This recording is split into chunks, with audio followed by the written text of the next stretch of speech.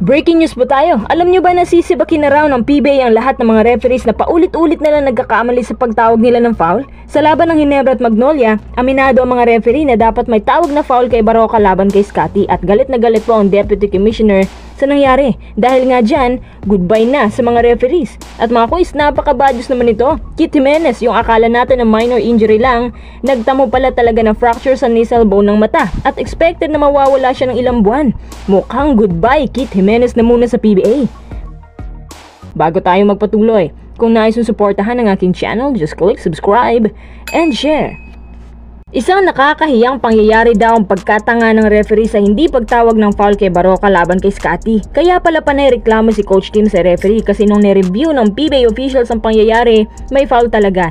Sinabi din ni Scotty na sa last second play may foul talaga at sinadya daw yun ni Barroca para patagalin ng oras. Sa palagay din ng mga Ginebra fans, referee daw yung nagpanalo sa Magnolia na parang sinadya naman daw na hindi nireview agad ang call para yung sabit sa after game na makita. Ibig sabihin, kahit makita pa yan ng PBA officials na paulit-ulit, wala rin. At sa pagkakamali ng mga refs, paulit-ulit na lang itong nangyayari since nung nagsimula ang 48 season.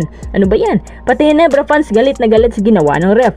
Ang pinagtataka ko, bakit hindi nila nire-review agad yung pasabit na foul?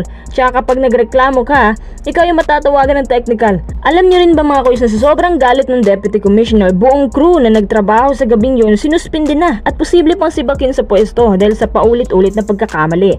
Para bang napapahiyara ang liga dahil dito. Sinabi pa ng Deputy Com na unacceptable daw yung ginawa nila. Base dun sa replay pagkatapos mag-timeout ng Ginebra, sumugod si Scotty sa basket at nakita doon na natamaan talaga ni Barroca yung kamay ni Scotty sa 11.5 seconds ng huling quarter.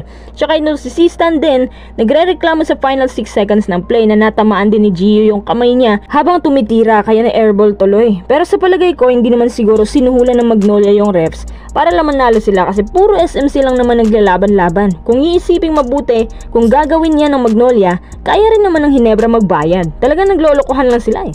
Tsaka Ginebra noon, ang laki po ng deficit points na halos mahirap ng habulin. Pero dahil kay Gio, nakahabol nga sila at nanalo pa. Sa isang banda, kahit nga naman si Coach Chito may reklamo din tungkol sa tawagan ng refs kasi mas pinapaboran raw yung paboritong team. Si Coach Chito nga halos sumabog din sa kakareklamo. Dapat talaga para hindi na maulit yung ganitong insidente, magstrikto sila sa pagre-review ng mga play. 2 beses naman palang ni-review. Bakit hindi pa rin nakita?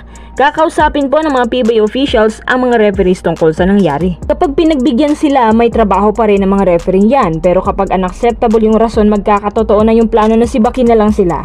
Hindi ko alam kung dapat bang sibakin na agad yung ref or tama lang na suspension lang ang ibigay.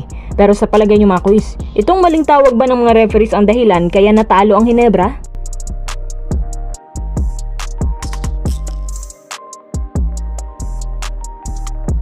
Tara, next update tayo. Napakasamang balita ito lalong-lalo na sa fans ni Kit. Nagtamo po pala siya ng fracture sa nasal bone ng mata. Bunga po ito ng pagsiko ni Cliff Hodge sa kanyang mata nung pinasa ni Hodge ang bola.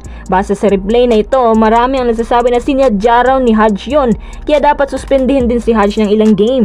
Napansin ko kasi nung pumasok si Kit at madalas talagang makipag-agawan ng bola, parang nairita si Hodge tapos nakakuha pa siya ng steal. Kaya yun, tinira ni Hodge yung mata niya.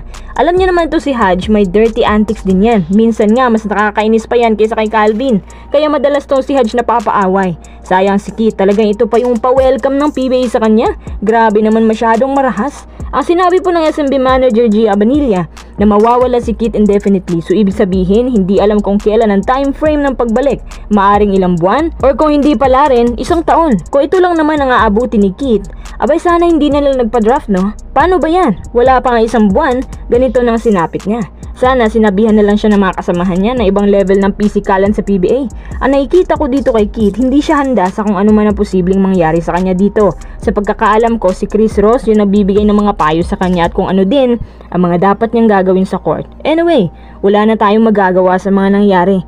Pagaling ka nilang Kit Jimenez at sana makabalik ka kaagad.